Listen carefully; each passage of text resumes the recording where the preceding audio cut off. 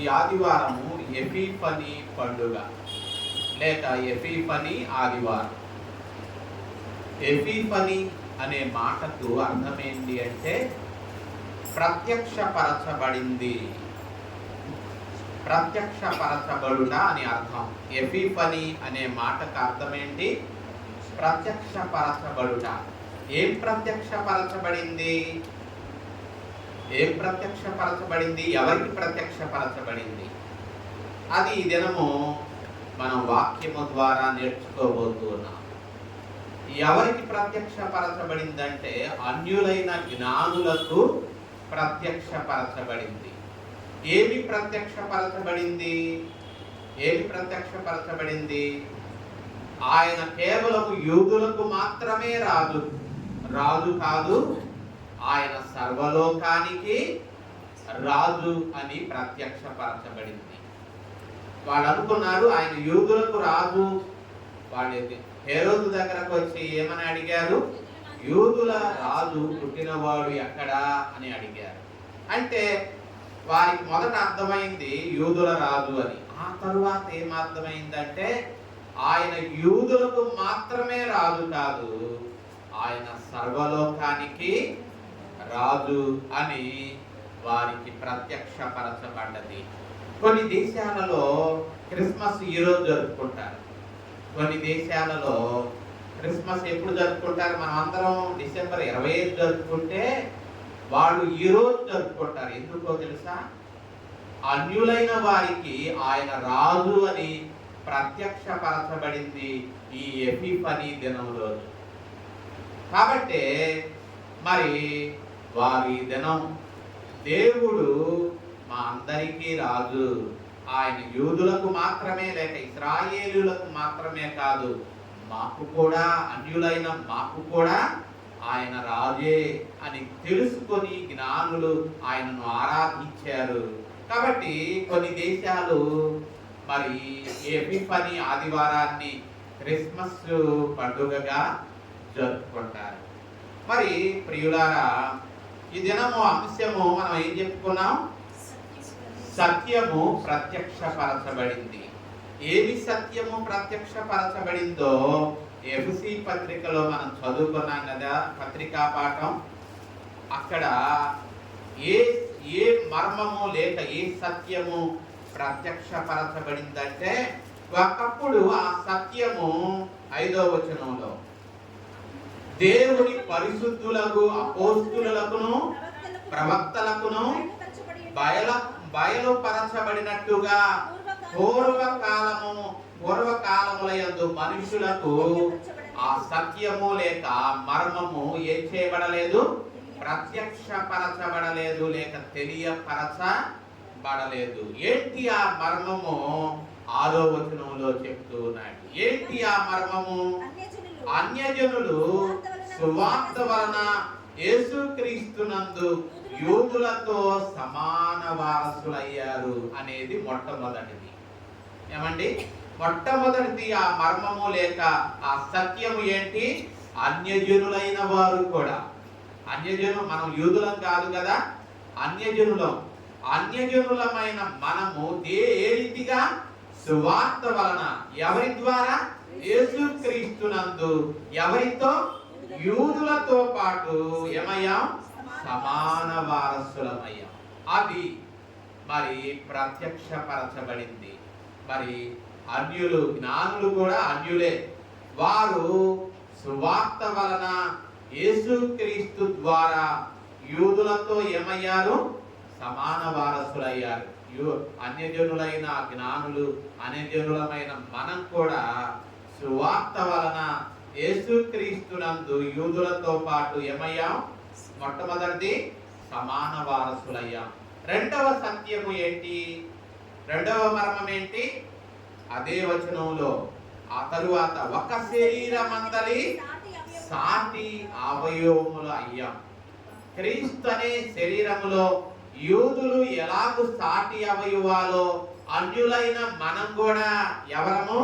సాటి అవయవములము అన్న సత్యము అన్న మర్మము ప్రత్యక్షపరచబడింది. మరి మూడవ మర్మము లేక సత్యము ఏంటి అంటే, వాగ్దానములో మనం కూడా ఏమయ్యాం? ఒక యూదులే కాదు, పాలివారసులు అన్యులమైన మనము కూడా దేవుని వాగ్దానములలో ఏమయ్యాం? పాలివారసులమయ్యాం. అది ఈ మూడు విషయాలు ఈ దినము అన్యులమైన మనకు ప్రత్యక్షపరచబడింది. కాబట్టి ఆనాడు జ్ఞానులకు ప్రత్యక్షపరచబడింది, ఈ దినం మనకు కూడా. ఒకప్పుడు మరి ఇక్కడ మనం చూస్తే దేవుని పరిశుద్ధులకు, అపోస్తులకు, ప్రవక్తలకు బయలుపరచబడింది. మరి ఈ దినముల అంతమందు మనకు కూడా మరి ఎవరి ద్వారా? యేసుక్రీస్తు ద్వారా. ఏ రీతిగా? సువార్త వలన యూదులతో పాటు మనం కూడా ఎవరము? సమాన వారసులము. యూదులతో పాటు మనం కూడా ఒక శరీరములోని అవయవాలము. ఆ శరీరము ఎవరు? యేసుక్రీస్తే ఆ శరీరం. మరి సంఘం అనేది ఆయన శరీరం.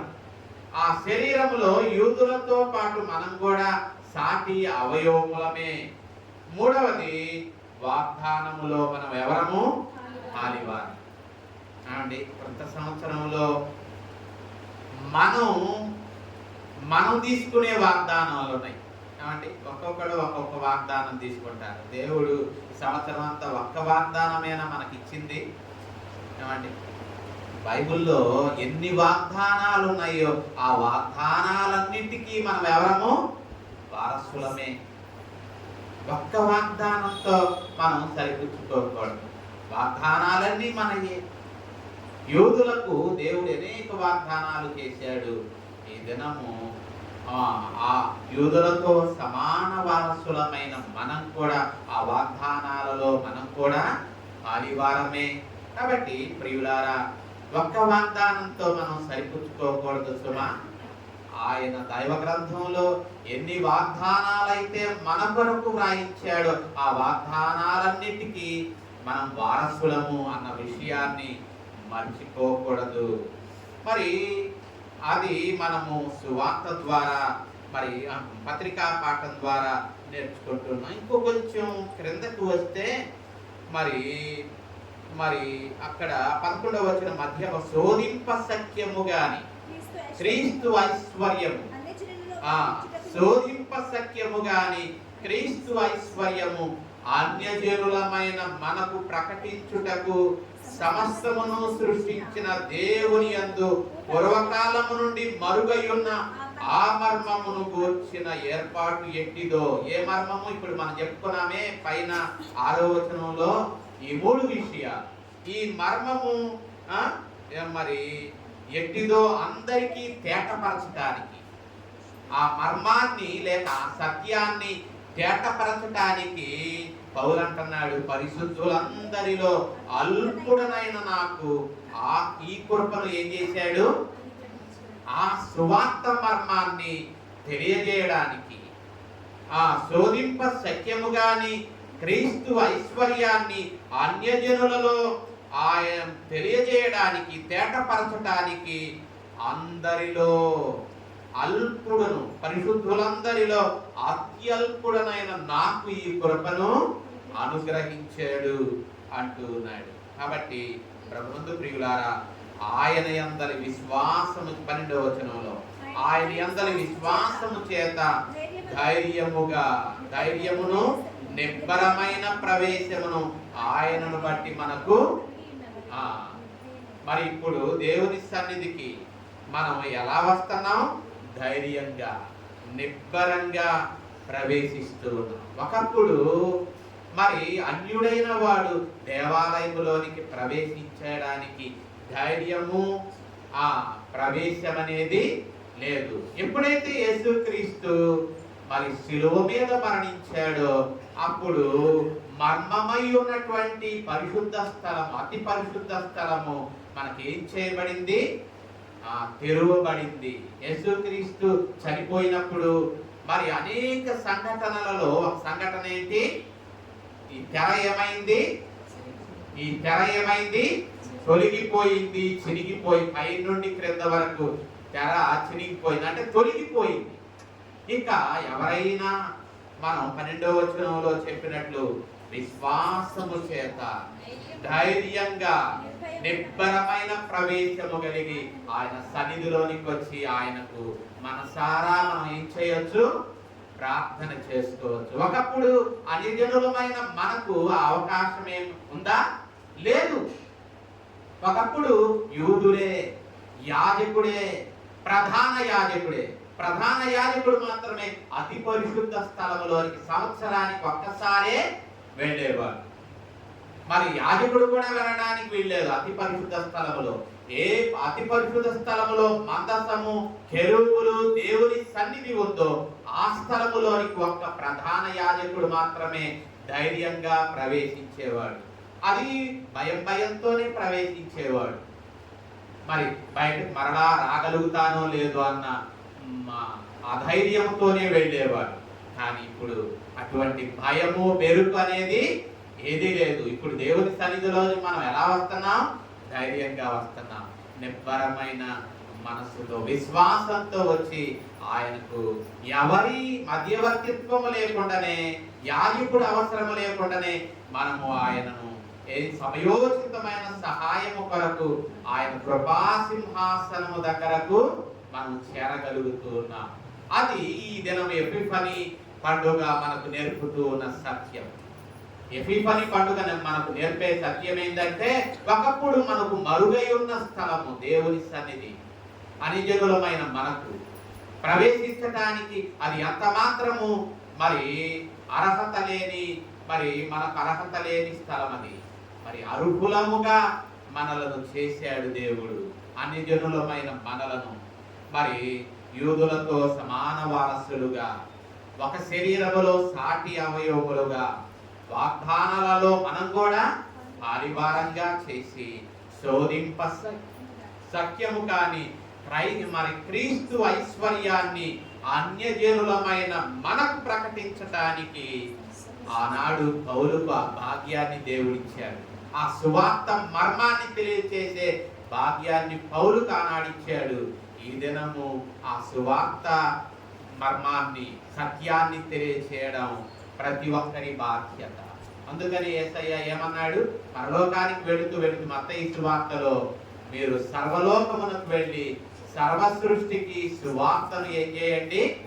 ప్రకటించండి. ఆ బాధ్యతను కేవలం 12 మంది శిష్యులకే కాదు, ఆయన నమ్మినటువంటి ప్రతి విశ్వాసికి క్రీస్తు మర్మాన్ని గురించి, క్రీస్తు యొక్క సత్యాన్ని గురించి తెలియచేసేటటువంటి ఆ ధన్యతను దేవుడిచ్చాడు.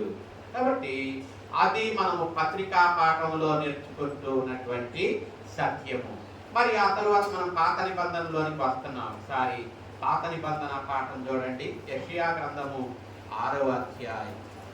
యెషయా గ్రంథము 6వ అధ్యాయం మనం చూస్తే ప్రియులారా, అక్కడ మనకు మరి జనములోని 3వ వచనంలో 60వ అధ్యాయం, యెషయా గ్రంథము 60వ అధ్యాయము 3వ వచనంలో జనములు నీ వెలుగునకు వచ్చెదరు, రాజులు నీ ఉదయకాంతికి వచ్చెదరు. జనములు కావండి. మరి జ్ఞానులు సాధారణమైన మనుషులు కాదు సుమా, వారు రాజవంశానికి చెందినటువంటి జ్ఞానులు. వారు ఆ జ్ఞానులు జనములకు ప్రతినిధులుగా ఉన్నారు. ఆ జ్ఞానులు రాజవంశానికి చెందినటువంటి వారు జనములకు ప్రతినిధులుగా ఉన్నారు. కాబట్టి ఇక్కడ యెషయా ప్రవచించినట్లు జనములు అంటే రాజులు నీ వెలుగునకు ఏమవుతారు? వస్తారు. రాజులు నీ ఉదయకాంతికి వస్తారు. రాజులు ఏమయ్యారట? కూడుకొని నీ యొద్దకు వస్తారు. జ్ఞానులు ఎవరికి వారు సపరేట్ గా రాలేదుగా. వారు ఎలా వచ్చారు? వారందరూ కూడుకొని మరి బాలుడైన ప్రభు దగ్గరకు వచ్చారు. వారు దూరము నుండి వచ్చారు. మరి ఇంకా మనం చూస్తే వారు ఎలా వచ్చారట? 6వ వచనంలో ఒంటెలను వేసుకొని వచ్చారు. ఒంటెలను వాహనములుగా చేసుకొని వారు మరి ఏం చేశారు? షేబా దేశము నుండి, వారందరూ ఎక్కడి నుండి? షేబా దేశము నుండి వచ్చారు. ఏమి తీసుకొని వచ్చారు? బంగారమును, ధూప ద్రవ్యములను తీసుకొని వచ్చి వారు యెహోవాకు ఏం ప్రకటించారు? స్తోత్రములు. వారు స్తోత్రములు ప్రకటించారు. కాబట్టి అన్యజనులైనటువంటి వారు మరి ఈ జ్ఞానులు, ఈ రాజవంశానికి చెందినటువంటి వారు మరి దూరము నుండి వచ్చారు. వారు వెలుగు దగ్గరకు వచ్చారు. మరి వారు ఎలా వచ్చారు? ఒట్టి చేతులతో రాలేదు. ఏం తీసుకొచ్చారు? బంగారము, సాంబ్రాణి, ధూప దీప వాటిని విలువైన వాటిని. ఆయన విలువైన వాడు అని గుర్తించారు. మరి ఆ జ్ఞానులు ఆయన విలువైన వాడు అని గుర్తించారు. కాబట్టి ఆ విలువైన వానికి అలాంటి కానుకలు తీసుకురావాలి, విలువైన వాటినే తీసుకురావాలి. కాబట్టి ప్రియులారా, ఆ రోజుల్లో ఒక రాజును దర్శించడానికి వెళ్ళేటప్పుడు షేబా దేశపు రాణి సొలొమోనును దర్శించడానికి వెళ్ళినప్పుడు కొన్ని వందల మణుగుల బంగారాన్ని ఏం చేసింది? తీసుకొని వెళ్ళింది. ఆ రోజుల్లో రాజులు మరి ఒక రాజును దర్శించడానికి వెళ్ళేటప్పుడు విలువైన వాటిని ఏం చేసేవాళ్ళు? తీసుకొని వెళ్ళేవారు. ఇక్కడ ఈయన రాజులకు రాజు, ప్రభువులకు ప్రభు అని గుర్తించారు. కాబట్టి ఈ జ్ఞానులు వారు విలువైన వాటిని తీసుకువెళ్ళారు.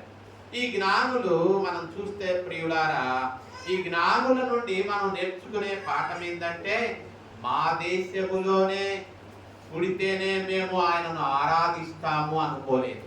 ఈ జ్ఞానులు ఏమనుకోలేదు?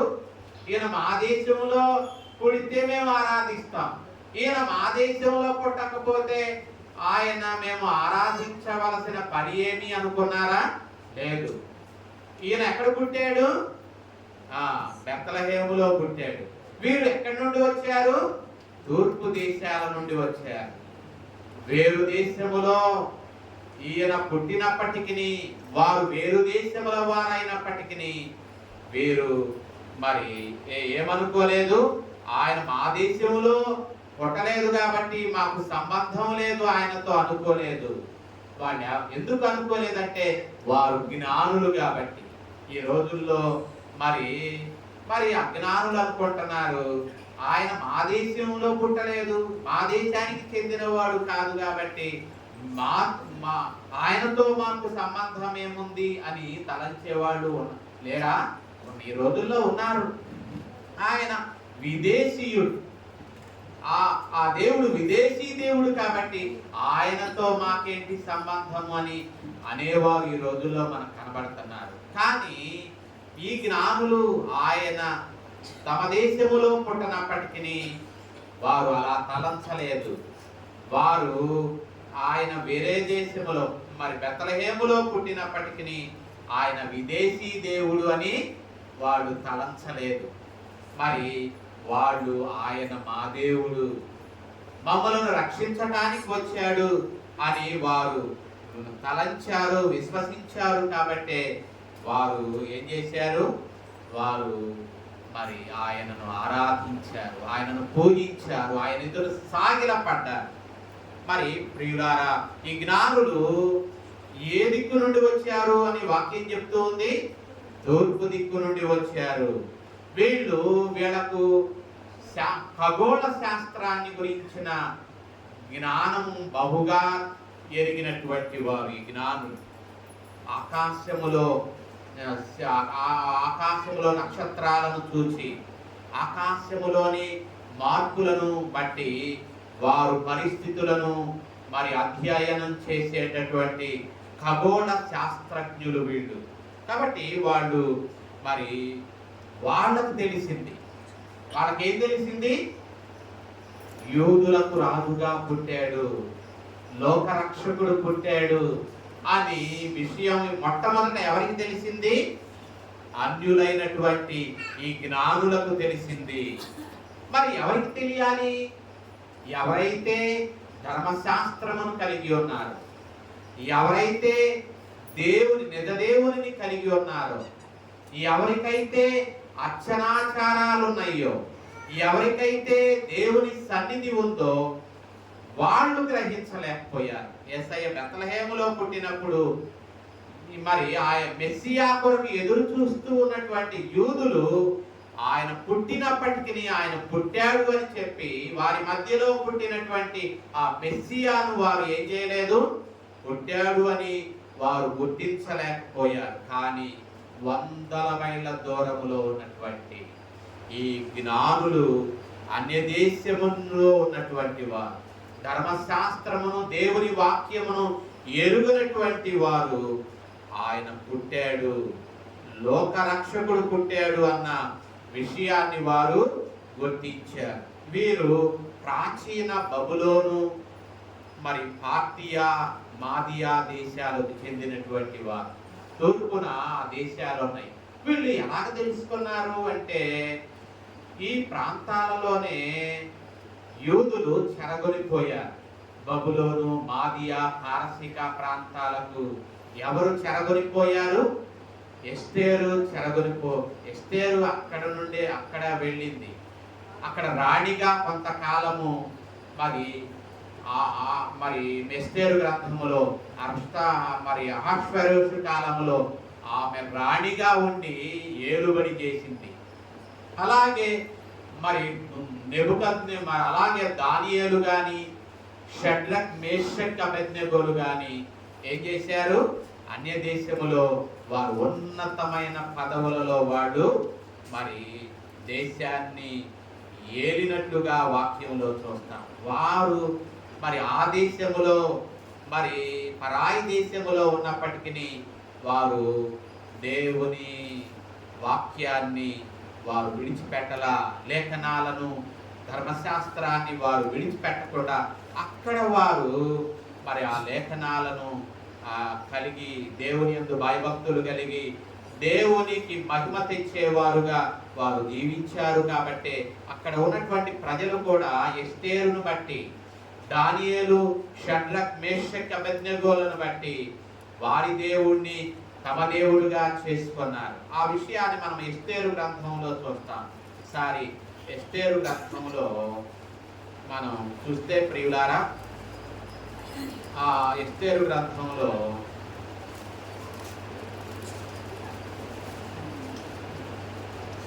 8వ అధ్యాయం, ఎస్తేరు గ్రంథములో 8వ అధ్యాయము 17వ వచనం చివరిలో 17వ వచనం చదవచ్చు.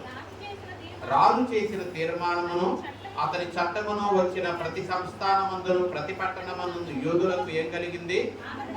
ఆనందము, సంతోషము. అది శుభదినమని వారు ఏం చేసుకున్నారు? విందు చేసుకున్నారు. మరియు అన్య దేశ జనులలో యూదుల ఎడల భయము కలిగెను గనుక అనేకులు, యూదులు కానటువంటి వారు అనేకులు, అన్యజనులైన అనేకులు యోధా మతమును ఏం చేశారు? అవలంబించారు. అంటే వారు యోధా మతాన్ని, అన్యజనులైనటువంటి వారు.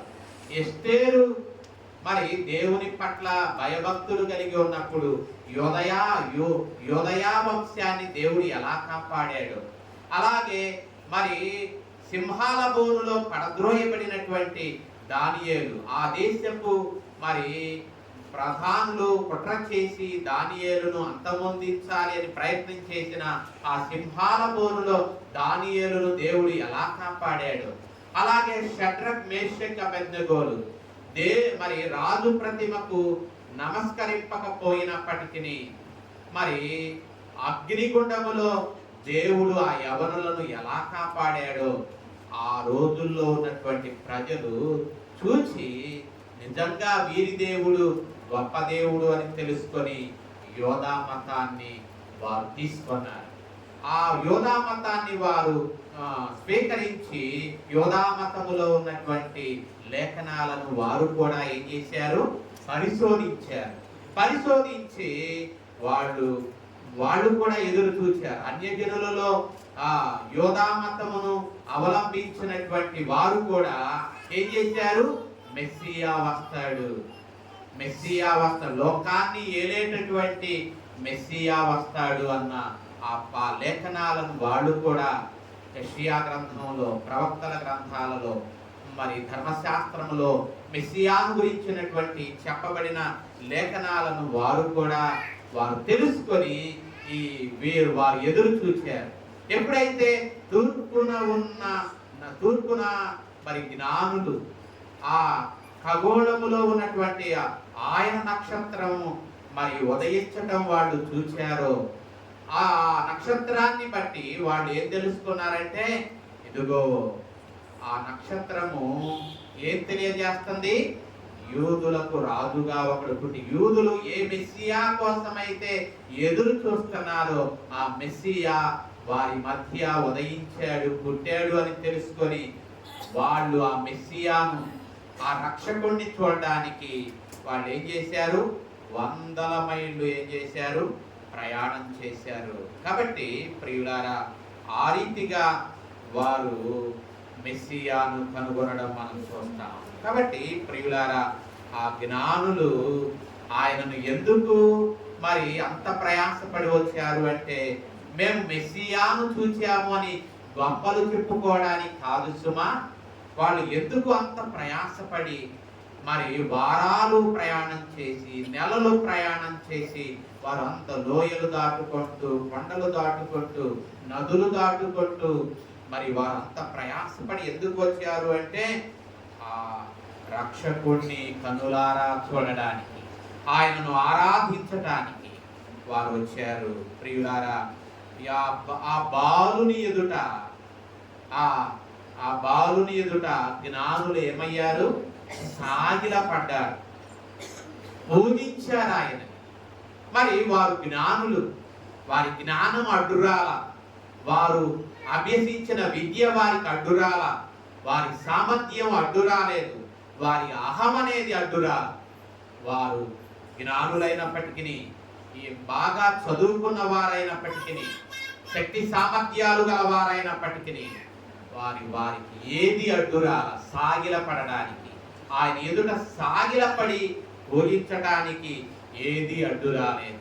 ఆ జ్ఞానులకే అహమనేది అడ్డురానప్పుడు మనం ఎంతటి వారమండి? ఆయన ఎదుట మనం కూడా సాగిలపడాలి, ఆయనను పూజించాలి, ఆయనను ఆరాధించాలి. ఇంకా మనం చూస్తే ప్రియులారా, కానుకలు వాళ్ళు ఒట్టి చేతులతో రాలేదు కదా.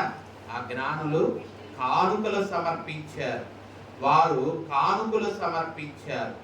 జ్ఞానులు సమర్పించిన కానుకలలో మొట్టమొదటిది ఏంటి? బంగారం. బంగారము లోహములన్నింటిలో ఎటువంటిది? విలువైనది బంగారం.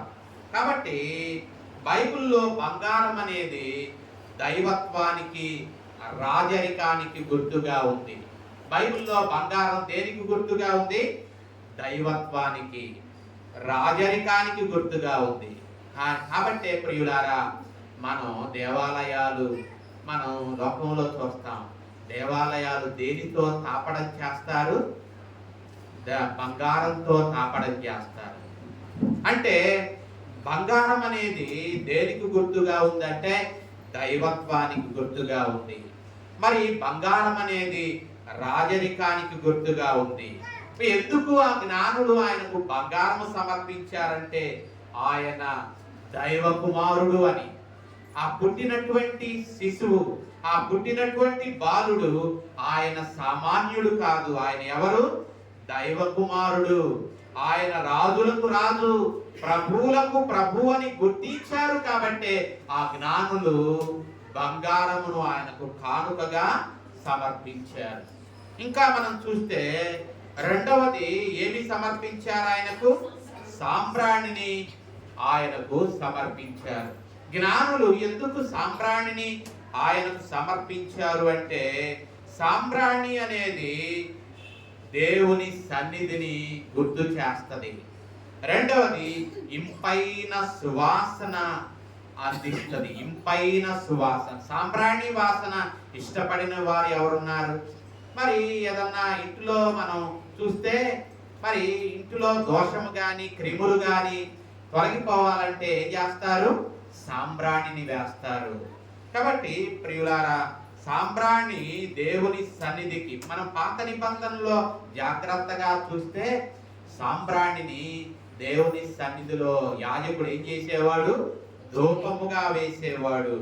కాబట్టి సాంబ్రాణి దేవుని సన్నిధిలో మరి వాడబడేది. అలాగే ఇంపైన సువాసనకు గుర్తుగా ఉంది. మరి జ్ఞానులు యేసుక్రీస్తు యొక్క జీవితం అనేది దేవునికి ఇంపైనదిగా ఉండబోతుంది, అది సువాసనగా ఉండబోతుంది అని గుర్తించినటువంటి జ్ఞానులు సాంబ్రాణిని ఆయనకు కానుకగా ఏం చేశారు? తీసుకువచ్చారు. అదే విషయాన్ని పౌలు ఎఫెసీ పత్రిక 5:2లో కూడా మనకు తెలియజేస్తాడు. ఒకసారి మరి 5:2లో ఏమంటాడు? దేవుడు మనలను ప్రేమించి, క్రీస్తు మనలను ప్రేమించి పరిమళ వాసనగా ఉండడానికి మన కొరకు తనను తాను దేవునికి ఎలాగట అర్పణగాను బలిగాను ఏం చేశాడు? అర్పించుకున్నాడు. ఎలా ఉండడానికి? పరిమళ వాసనగా ఉండడానికి. కాబట్టి ప్రియులారా, ఆయన సాంబ్రాణిని ఎందుకు జ్ఞానులు తీసుకువచ్చారంటే ఆయన జీవితం దేవునికి ఇంపైనదిగా ఉండాలి, ఇంపైనదిగా ఉంటుంది. ఆయన జీవితం దేవునికి సువాసనను కలిగించేదిగా ఉంది అని గుర్తించినటువంటి జ్ఞానులు ఆయనకు సాంబ్రాణిని తీసుకొచ్చారు. మూడవది, వారు బోళాన్ని సమర్పించారు. బోళం అనేది మనకు అరిమత యోసేపు ఏం చేశాడు? యేసు ప్రభు యొక్క దేహానికి 150 సేర్ల బోళమును ఏం చేశాడు? లేపనము చేశాడు, పూసాడు ఆయన శరీరానికి. అంటే బోళం అనేది మరి మనకు భద్రతకు గుర్తుగా ఉంది, పునరుద్ధానానికి గుర్తుగా ఉంది బోళం అనేది. కాబట్టి యేసుక్రీస్తు అందరిలాగా జీవించడానికి కాకుండా అందరి కొరకు చనిపోవడానికే ఆయన పుట్టాడు అని గుర్తించినటువంటి జ్ఞానులు ఆయనకు బోళాన్ని ఏం చేశారు? సమర్పించారు. కాబట్టి ప్రియులారా, జ్ఞానులు సత్యాన్ని తెలుసుకున్నారు. ఈ సత్యాలను, బంగారము, సాంబ్రాణి, బోళాన్ని ఎందుకు ఆయనకు తీసుకొచ్చారంటే వారు ఈ సత్యాలను తెలుసుకున్నారు కాబట్టి వారు ఆయనకు అంత విలువైన వాటిని తీసుకువచ్చారు. కాబట్టి ప్రియులారా, మనం కూడా మరి ఆయన ఎవరో తెలుసుకోవాలి. ఆయన ఎవరో తెలుసుకుంటే ఆయనను ఆరాధించకుండా ఉండలేం, ఆయనకు సాగిలపడకుండా ఉండలేం, ఆయనను పూజించకుండా ఉండలేం. కాబట్టి ప్రియులారా, మరి ఆయన మరి జ్ఞానుల్లో మనం ఏం చూస్తున్నామంటే వారు జ్ఞానులైనప్పటికీ తమ జ్ఞానము ఆయన జ్ఞాని, తమ జ్ఞానము ఆ జ్ఞాని ఎదుట ఎన్నదగినది కాదు అని వారు తలంచారు. ఆయన జ్ఞానమై ఉన్నాడు, దేవుడు జ్ఞాని అయి ఉన్నాడు. ఆ విషయాన్ని మనం సామెతల గ్రంథంలో కూడా మనం చూస్తాం కదా. యెహోవాయే మనకేమిస్తాడట? జ్ఞానమిచ్చువాడు అన్న విషయాన్ని సామెతల గ్రంథంలో ప్రారంభంలో మనం చూస్తాం కదా. 2వ అధ్యాయములో 6వ వచనములో యెహోవాయే జ్ఞానమిచ్చువాడు. ఇక్కడ మరి సామెతల గ్రంథంలో ఆయన జ్ఞానమిచ్చేవాడు మాత్రమే కాదు, ఆయన జ్ఞాని అని చెప్పి పౌలు తన పత్రికలో చెప్తూ ఉన్నాడు. ఆయన జ్ఞాని అయి ఉన్నాడు అన్న విషయాన్ని మరి చెప్తూ ఉన్నాడు. ఒకసారి కొరింథీయులకు రాసినటువంటి పత్రికలో మొదటి అధ్యాయములో 31వ వచనం చివరి భాగములో ఆయన మనకు ఏమై ఉన్నాడు? జ్ఞానమై ఉన్నాడు. కాబట్టి ఆయన మనకు జ్ఞానమై ఉన్నాడు అంటాడు. మరి ఒక చోట మరి చూస్తే ప్రియులారా, బుద్ధి, జ్ఞానము, సర్వ సంపదలు ఆయన యందు గుప్తమై ఉన్నవి అన్న విషయాన్ని పౌలు తన పత్రికల్లో చెప్తూ ఉన్నాడు. ఒకసారి ఆ మాట కూడా మనం చూస్తే ఆయన ఆ ఆ మాట మనము బుద్ధి జ్ఞాన సర్వసంపదలు ఆయన యందు గుప్తమై ఉన్నవి అన్న విషయాన్ని మరి పౌలు తన పత్రికల్లో కూడా చెప్తూ ఉన్నాడు. అది ఎక్కడన్నా మీకు కనపడిందండి? ఆ విషయాన్ని మరి చెప్తూ ఉన్నాడు. తర్వాత అయినా చూడండి, ఆయన బుద్ధి జ్ఞాన సర్వసంపదలు ఆయన యందు గుప్తమై ఉన్నవి అన్న మాట మనం పత్రికలలోనే మనం కొలసీల పత్రిక 2:3లో కొలసీలు రాసిన పత్రిక 2:3లో బుద్ధి జ్ఞానముల సర్వ సంపదలు ఆయన యందే ఏమై ఉన్నాయి? నిక్షిప్తమై ఉన్నవి, గుప్తమై ఉన్నవి. దేవుడు జ్ఞాని. మరి ఆ జ్ఞాని ఎదుట ఈ జ్ఞానులు తమ జ్ఞానము ఎటువంటిది అని తలంచారు? ఎన్నదగినది కాదు అని తలంచారు. కాబట్టే వాళ్ళు ఆయనను వెదికారు.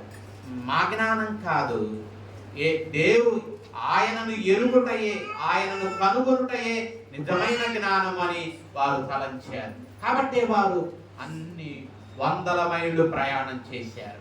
వారు జ్ఞానులే, ఖగోళాన్ని గురించిన జ్ఞానం గలవారు. కానీ అంతకంటే జ్ఞానము ఏంటి? యేసుక్రీస్తుని ఎరగడమే నిజమైన జ్ఞానం అని తెలుసుకున్నారు. కాబట్టి వారు ఆయనను వెతికారు.